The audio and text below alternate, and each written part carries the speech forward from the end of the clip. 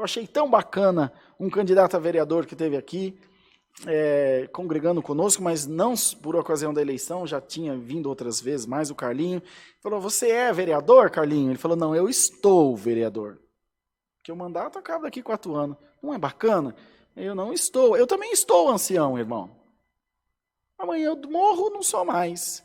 Peco, tem que largar para o outro entrar. Mas, irmão Rodrigo, tem misericórdia. Mas que isso? A palavra diz, quem tiver de pé, cuide para que não caia. Agora o Senhor não, Ele é o alfa e o ômega, o princípio e o fim, o primeiro e o derradeiro. Ele é o que é, bendito seja o nome do Senhor. Ele mesmo diz, eu sou o que sou, o verbo, glória ao nome do Senhor. Ele é imutável. Nós estamos num processo de transição aqui. Hoje somos, amanhã não somos mais. Hoje estamos, amanhã não estamos mais. Quanta gente dormiu ontem e não acordou hoje? Não é, irmãos?